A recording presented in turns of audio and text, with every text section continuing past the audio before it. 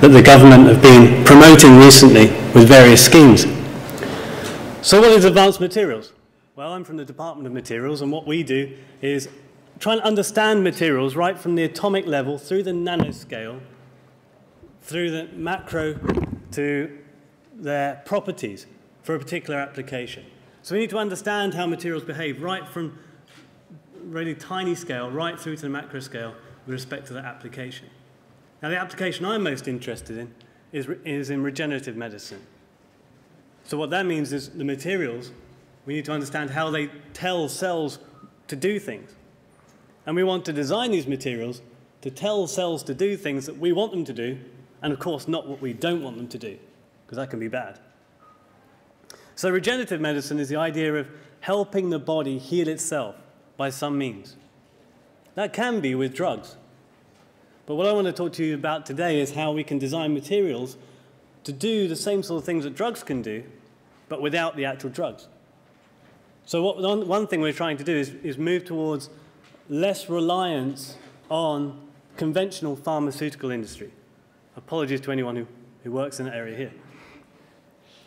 So I'm going to start by also sort of telling you, not just enthusing you about material science, hopefully, but about one of my favorite materials, which you might have heard in the introduction, which is glass. Now, not many people realize that glass is actually a really high-tech material.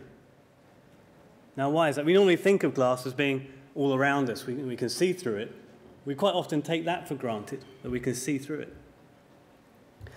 So why is it high-tech? We normally think of it as being quite attractive, like that Chihuly piece up on the left there. But now, all our buildings are being covered in glass. One reason is because it looks quite nice, at least I think it does. But the other reason is that it's a high-tech material. So that middle picture there is of the Shard down in London Bridge, the tallest building in Europe. And they covered it in glass. They wouldn't have done that a few years ago. They wouldn't have done it many years ago because they weren't able to make large pieces of glass. So if you look around here, if you look across at Westminster Abbey, all the windows are tiny pieces of glass. And that's because that's all they could make at the time. So now, of course, they can make these huge panes of glass. And that's due to a material science evolution in the UK, where at Pilkington they developed the float glass process, where they can make these huge pieces of flat glass. But now, of course, they did that a few years ago.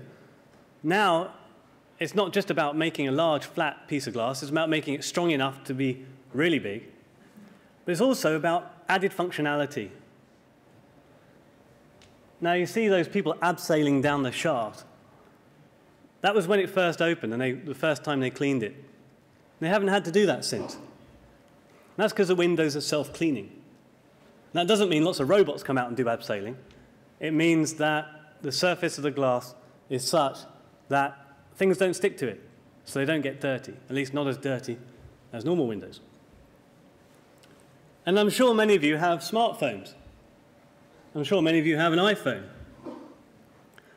And since iPhone 4, the cover sheet, the screen has always been glass. And that's because it's high strength and scratch resistant. And it feels nice.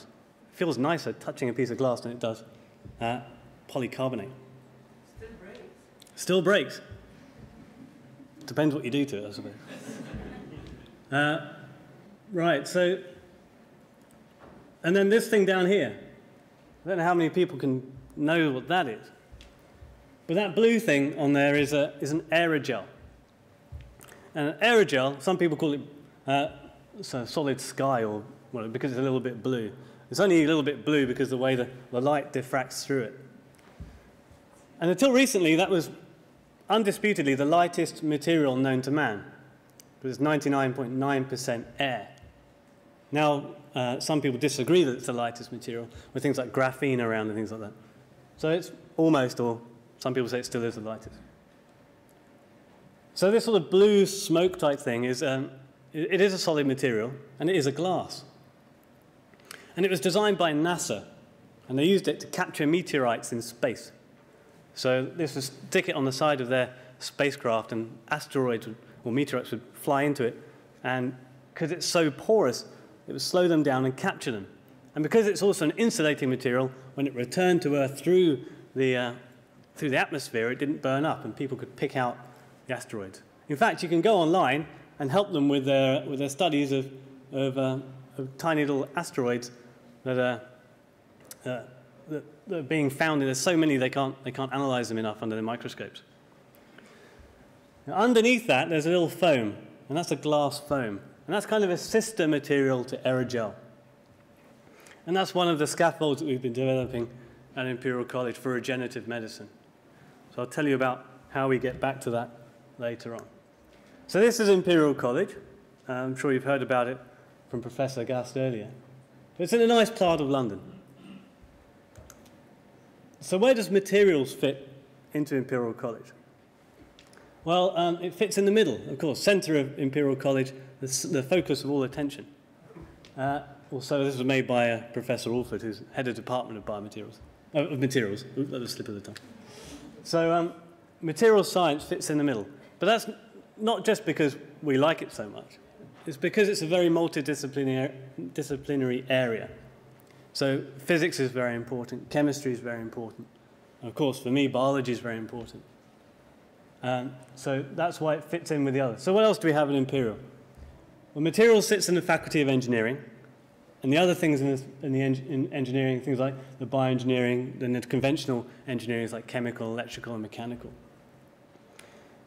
There's also the Faculty of Life Science, which has the pure sciences like chemistry and physics. There's a business school, and there's also the Faculty of Medicine, which is also very important to me. And the Faculty of Medicine is also the same size as the rest of the college put together. So materials is cited there because we actually work with people from most of those other departments.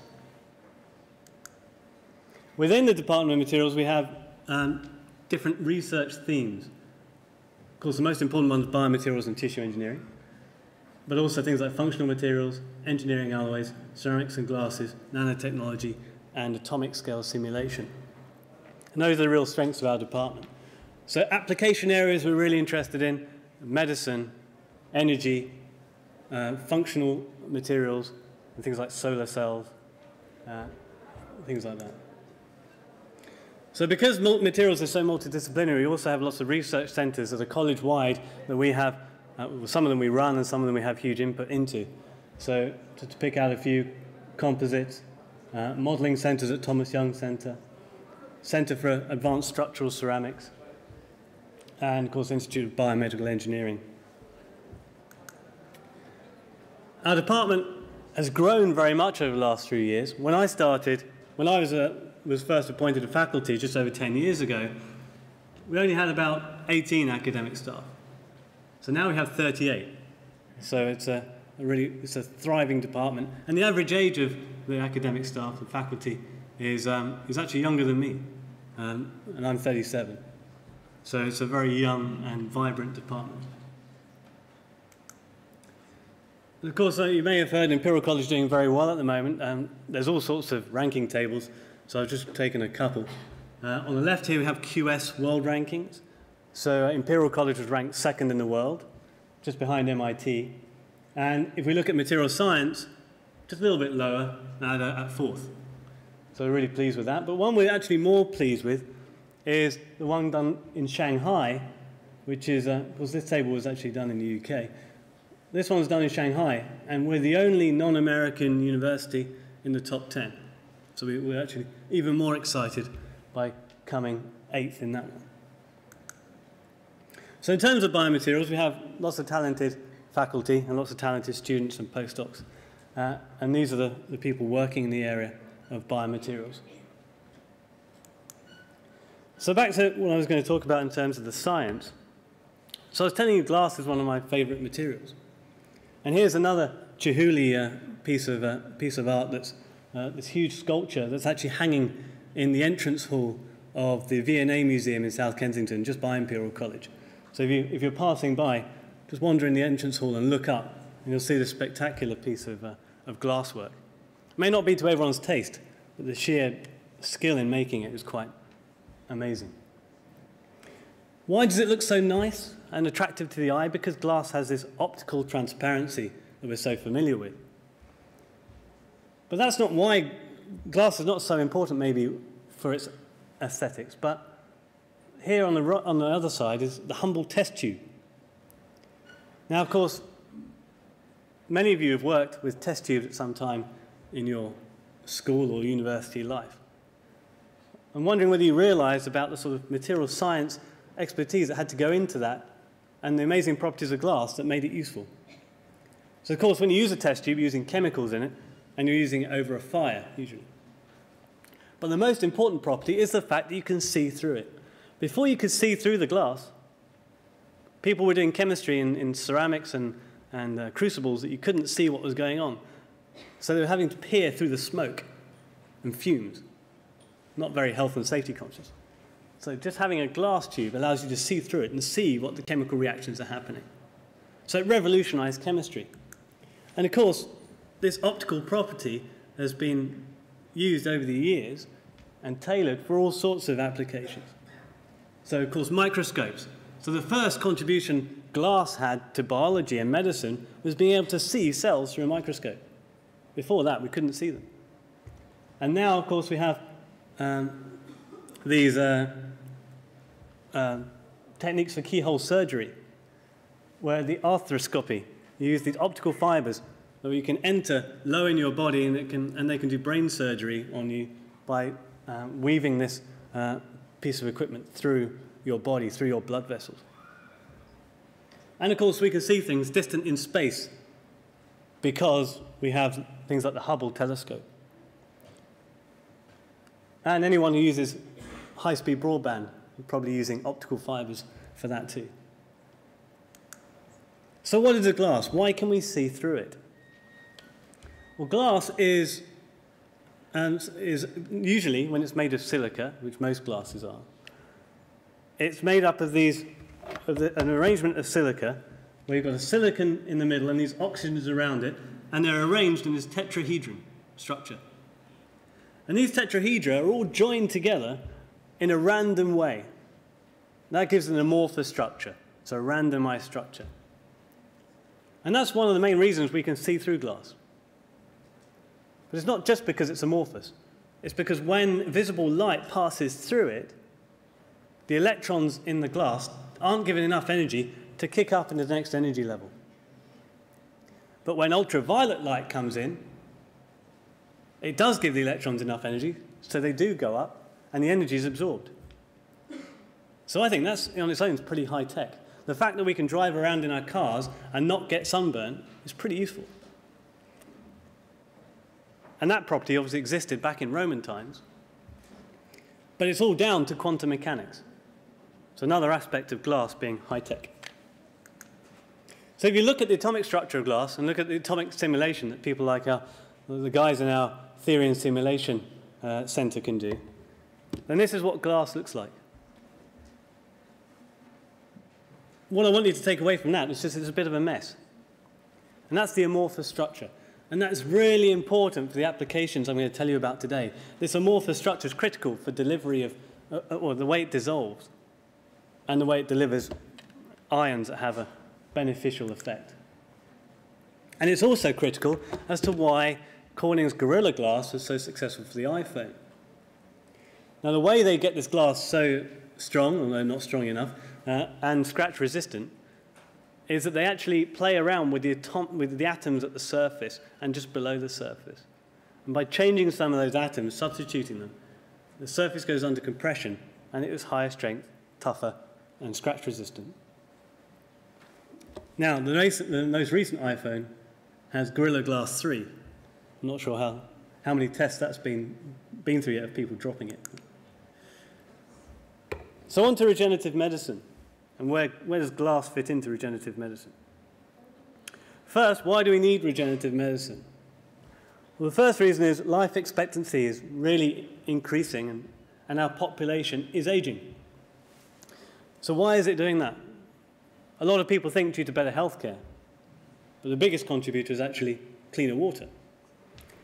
So healthcare is actually lagging behind other reasons for life expectancy increasing. So what we need to do now is make sure the quality of life is good. So some people talk about 50 high-quality years after 50. That's the sort of thing we're concentrating on. So we have this, and so in the Sunday Times in 1999, there was a headline that said, there's a surgical revolution, and tissue engineering is coming. We'll be able to regrow body parts in 10 years. 10 years later, there was a headline in a national newspaper. Doctors, we can keep you young. In 10 years, we'll be able to regrow body parts. That was 2009. Now we're 2015, halfway to the next 10 years. We still really haven't done it yet. The message behind that is, of course, whenever no one really knows how long it's going to take, they say 10 years. But one thing we have to deal with in my area of research and development is that, of course, when we design something, we have to get it approved for use. Now, the dilemma is, do you start designing something that you know will be approved, but might not be any good, or do you design things for purpose? And in that case, you need to design things from the bottom up, from scratch. But then you've got more effort to get them approved. That's the kind of dilemma that people in my field have to work with. My philosophy, personally, is we've been playing around for a long time. We keep seeing these headlines, in 10 years, in 10 years. And that's largely because we've been using materials that exist. So, for example, hip replacements are made with aerospace alloys. Those alloys weren't designed for purpose. So it's about time. We've had all these 25 years of this area of tissue engineering. It's time that we actually design materials for purpose. And that's where the advanced materials comes in, and innovation in material science. So an example of where these things are needed is in bone regeneration. Now this is a typical sort of badly broken bones. And of course, bones normally heal themselves if you've got a hairline fracture. You can put the bones back together, put a cast around it, and they will heal. But when they're not quite able, when surgeons aren't able to knit them back together, they won't heal. So what they have to do is take bone from other parts of the body or use synthetic materials. Now, the ideal situation for a surgeon is that they can take something off the shelf and they can implant it directly, and it will behave just like natural tissue. Now, to do that, it needs to have this, we need to fulfill all the engineering criteria. So it starts off being an engineering problem. You need to have a three-dimensional template or a scaffold for tissue growth. For that, the pores need to be open. You need a porous, open structure. The idea being that when this is implanted, the blood will flow in, cells will penetrate, they'll attach to the sides of the scaffold, and then they will be told by something to lay down new tissue. Then over time, the scaffold should gradually disappear as the new tissue is healing. So how do we get that to happen? Well, we need it to be biodegradable. That means we need it to break down and the degradation products to be friendly. If we need to tell the cells what to do, then signals need to be released. Now, in this sort of environment, the ideal situation is that this material will also share load with the host bone. Why? Because if you don't load your bones, you'll never get healthy healing. Astronauts in space, they have to exercise like crazy because if they don't load their bones, they'll start wasting away. And the same thing happens if you don't load your bones after these sort of defects. So that's the idea of in situ regeneration, where you're putting the material into the body immediately, and then it does everything inside the body. Another strategy is tissue engineering, where you have the material, and you take cells, maybe from the bone marrow of the patient, and you grow them on the material in the lab. And then you decide, are you going to implant the material in the tissue, or are you going to grow tissue completely in the lab, get rid of the material, and implant tissue only? And that's been reasonably successful with skin. You can grow sheets of skin in the lab, and you can put them on someone as a skin graft without any material being present. You may have heard in the press about the trachea, which is between the lungs. They were able to create a scaffold that could heal a trachea. But apart from that, there's not really much progress in terms of clinical use of these things. And why is that? Well, because it's not quite as easy as people may think. So this is tissue engineering made easy. Here's my friend Wesley in his lab, and he's got some cells, and he's put them on his scaffold, and he's putting them in the incubator. He's waiting, and out comes the bone. Now that's the ideality of tissue engineering. The reality, of course, is very difficult to grow, one, that amount of tissue, but also getting that right morphology of tissue. The bone is a very complicated tissue with all sorts of different aspects. For example, in order to get something looking like that, you would need to have it under the natural loading environment that the body has. And when you talk to clinicians, they give you all sorts of ideas about what they would like.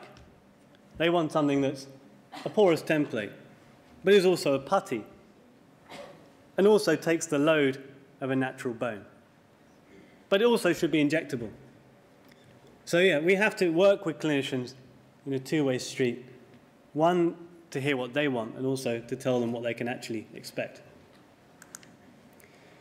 So in my research group, we work with scaffolds for regenerative medicine, particularly building them from the bottom up. So from chemistry synthesis through processing to the scaffold. We're also interested in how we can release things, ions from these materials that can act like drugs and stimulate tissue repair. And those two things together, strangely, can lead to new toothpaste. And I'll come to that in a moment. So when you see some of the research from that I'll be showing, a lot of this will be, because it's all done by my research group, two pictures because they never seem to be in the same place at one time.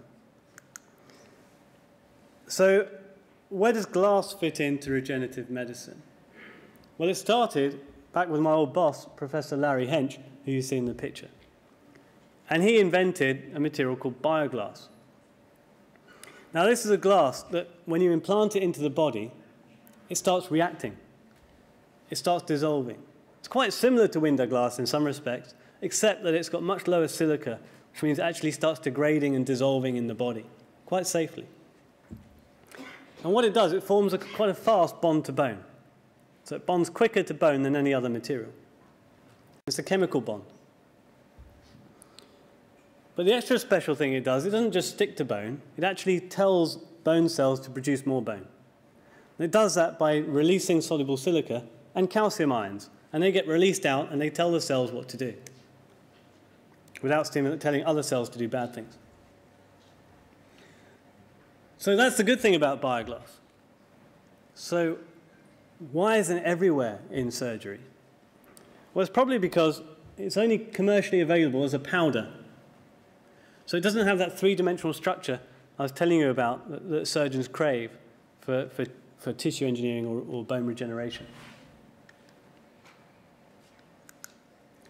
But when you compare it to the other materials that are currently available, it performs much better. So this is synthetic hydroxyapatite, and this is bioglass in the same clinical study.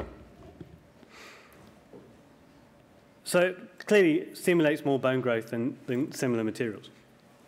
And the product, NovaBone, has been used in 1 million patients.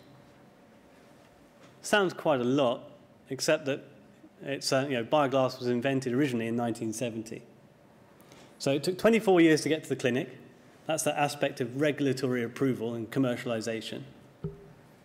And since then, it's been used in 1 million patients, but in this powder form. And they could see it was being better than all the other bioactive ceramics that exist. And the reason for that was its ions that are being released, and they're actually stimulating the genes in bone cells to produce new bone. And that was work that was carried out at Imperial College by Larry Hench and his collaborator, Dame Julia Polak. And they did these studies in the Tissue Engineering Centre at Imperial, really finding out why it was better. And that kind of led to this idea of these ions being released and these ions having a stimulatory role actually led to the idea that it's not just about having a solid material there, it's about what these ions can do. So later on I'll be telling you about ions that can do other things, not just stimulate bone growth. But in the meantime, they took this idea and actually developed a toothpaste containing bioglass. So anyone who has sensitive teeth, many people use the brand Sensodyne. But the original Sensodyne just had an anesthetic. So why do people have sensitive teeth? Because the dentin underneath the enamel is exposed, and dentin has little tubules that run into the nerve cavity inside the tooth. So brush your teeth with anesthetic, you don't feel the pain anymore. But this particular toothpaste, Repair and Protect, contains small amounts of bioglass. Doesn't say on the packet because the general person on the street probably doesn't want to read they're brushing their teeth with glass. And of course, it's a special type of glass that dissolves quite fast. So it's a lot softer than window glass. So how does it work? Well, because when you brush your teeth, you're in this sort of environment of your saliva, the glass particles dissolve, and they deposit calcium phosphate on the teeth, which becomes mineral, natural mineral, like the dentin, like the enamel. So it seals up those tubules with natural tooth mineral. But it's the role of the ions that's doing that, not the actual particles. It's not the particles themselves blocking the holes. So that's quite important. Now, there are two ways of making glass. The traditional way is by melting everything together in a crucible and pouring it out one way or another. But the other way, which I'm actually more interested in, is the sol-gel process. And this is similar to the process that made that aerogel I was telling you about earlier on. Now, the sol-gel process is a chemistry-based process. You start with a solution, the sol, and then it will form a gel, hence the sol-gel process. Now, I was saying before that bioglass is only commercially available as a powder. And that's largely because that composition that has approval for use,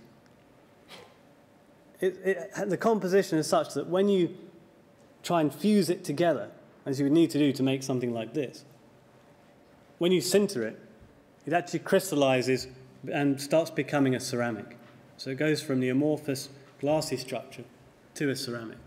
And that actually makes it lose its bioactive properties. So back in my PhD, we developed the first porous bioglass scaffolds that stayed amorphous by using a completely different approach, which was sol-gel. And by doing that, we were able to get porous scaffolds like this that look quite a bit like porous bone.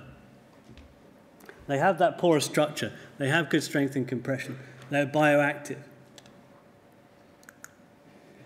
And they're made by this sol-gel process. So the sol-gel process works by having a precursor, reacting it with water, and you start forming nanoparticles that are floating around in solution.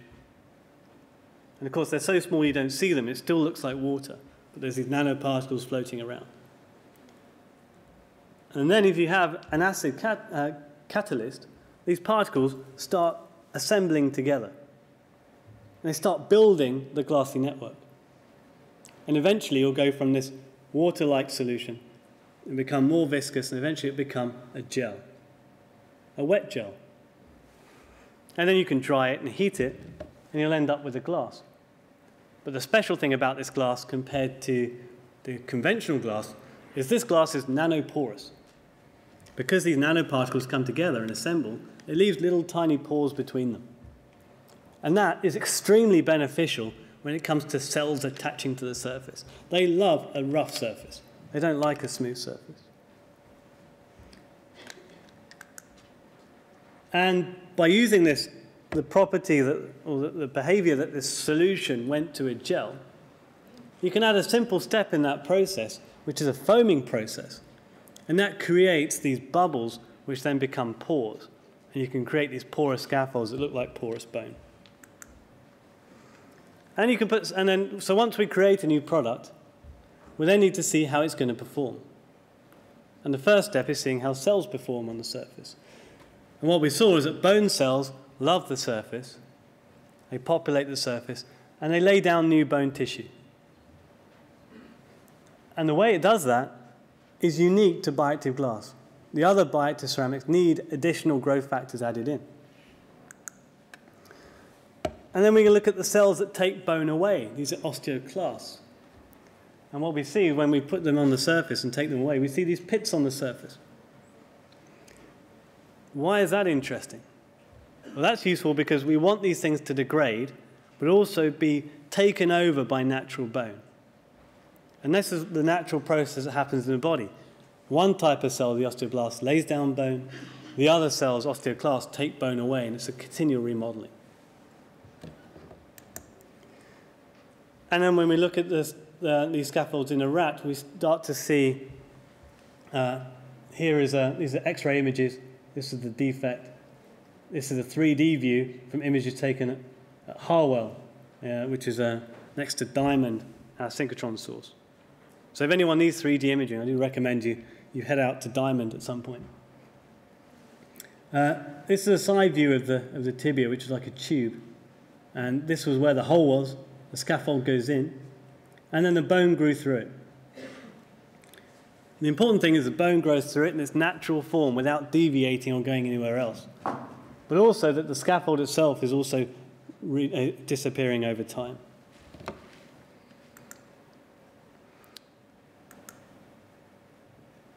And we're also now able to 3D print these things. So what I showed you just now were these porous foam scaffolds that look a bit like porous bone. But whether that structure is really ideal for stimulating bone growth, I'm not so sure. Surgeons like it because it looks like natural bone.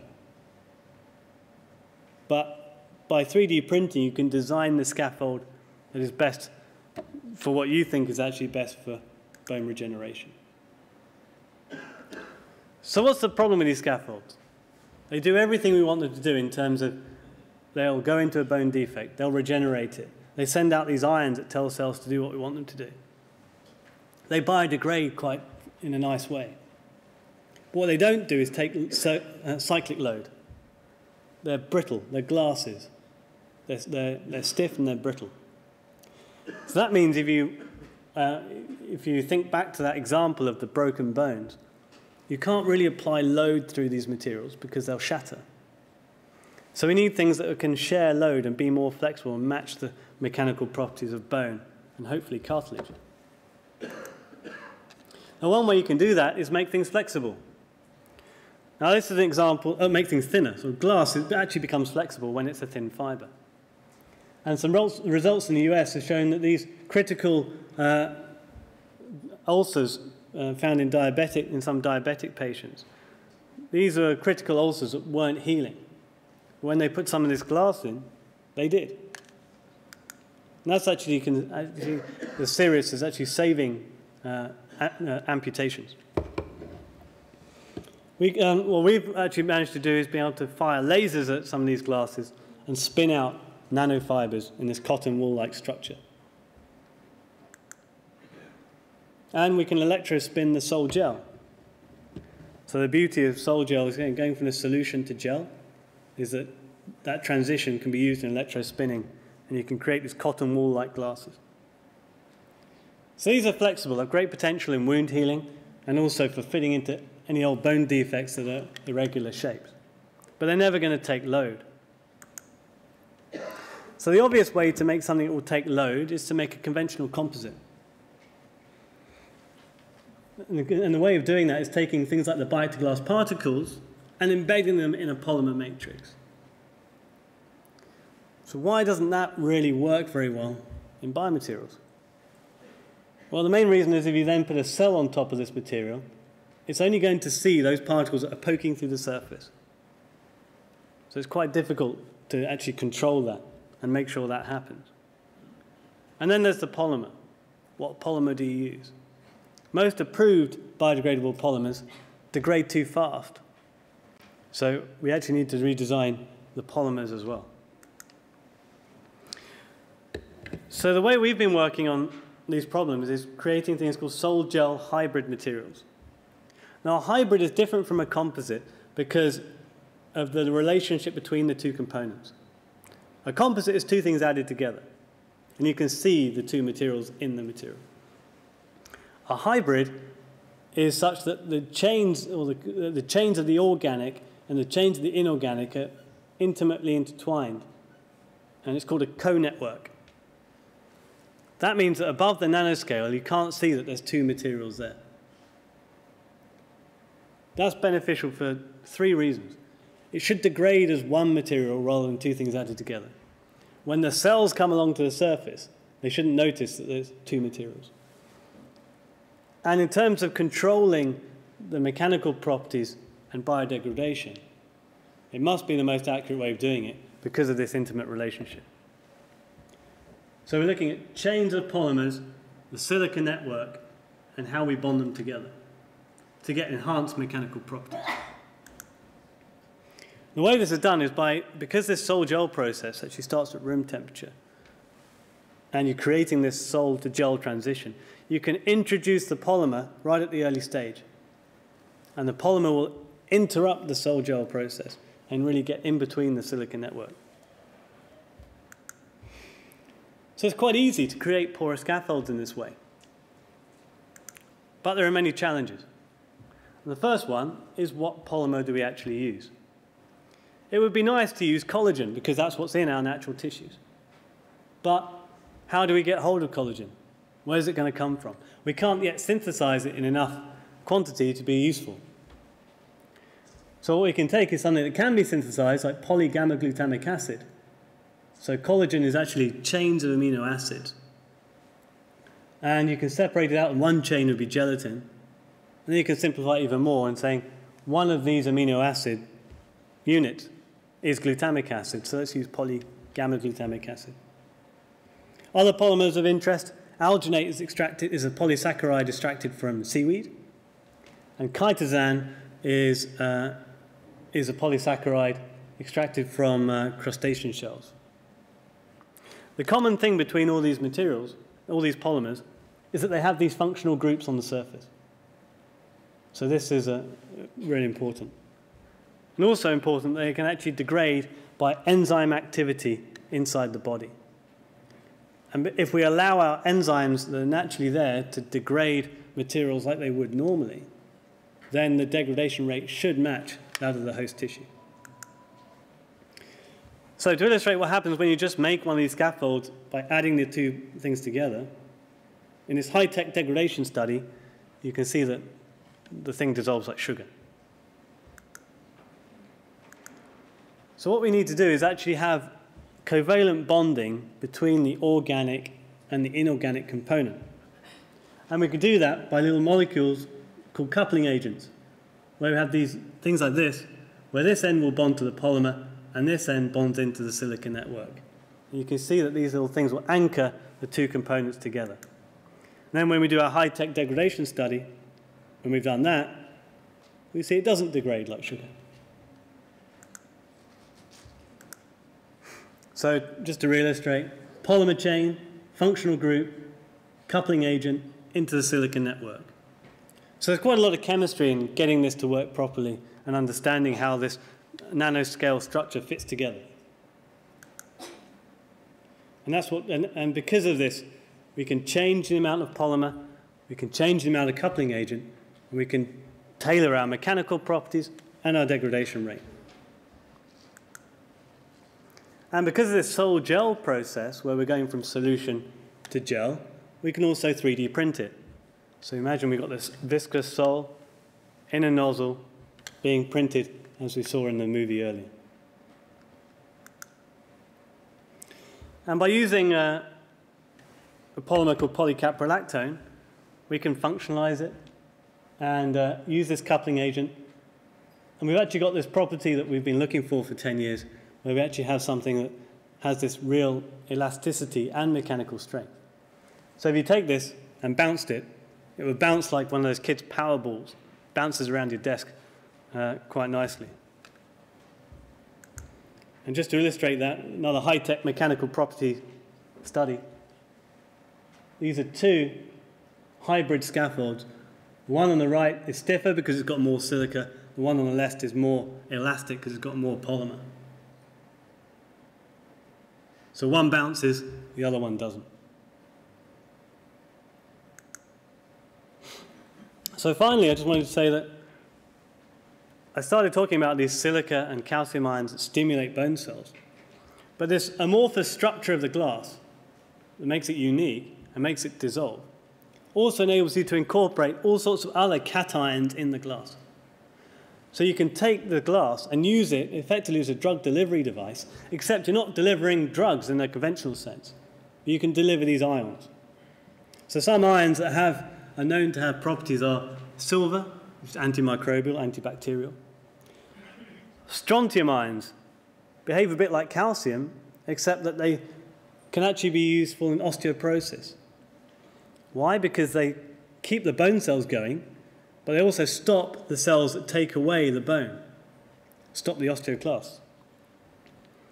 Cobalt has a strange property in that it can trick the body in thinking that there's no oxygen there. And that kicks the body into thinking, right, we need to make more blood vessels. So you get enhanced angiogenesis. Lithium. Lithium has just been recently found that it might actually stimulate cartilage repair. How did people know? Because a lot of people taking antidepressants, which was lithium, their knees got better. So we can actually incorporate these into the glass and release them at a sustained rate in the site. So how might we actually use these? Well, we can make nanoparticles. And this is another beauty of the sol gel process, where you go from solution to gel. If you change the conditions, you can, instead of making these scaffolds, you can actually make nanoparticles. More importantly, you can make nanoparticles of controlled size and keep them as nanoparticles. And each of these particles could contain some of these therapeutic ions. The other useful thing about these nanoparticles is that cells actually take them up. So if you give a cell these nanoparticles, they'll sort of open their doors and bring the nanoparticles into the cell without changing the behavior of the cell inherently until these ions start being released. The other slightly strange thing is these particles actually degrade faster inside the cells than they do outside. Again, beneficial if you want to deliver these ions inside the cells. So in summary, bioactive glasses and hybrid scaffolds can be produced by these foaming, spinning, and 3D printing processes using this sol gel technology. By making a hybrid, you can tailor your degradation rate and mechanical properties while keeping all the biological benefits of the glass. But what we do need, now we've got these high-tech glass-based materials, we actually need more high-tech polymers for purpose as well. So if any of this interested you, then there's a review on most of the stuff I've talked about in Active Biomaterial. And we've written this book called Bioglasses: An Introduction. I wanted to call it Bioglasses for Dummies to illustrate the fact that it's written in a sort of accessible way that people who aren't in the field can enjoy it. But they wouldn't let me, even though they own the rights to the name as well. Very disappointing. So again, thanks to the group who've been generating all these new materials. And I better tell the people who've paid for it. And I hope this illustrates actually I was talking about the multidisciplinarity of material science and biomaterials. What you may notice is that the funding bodies are not just from one place, they come from all walks of life. And thank you all for listening.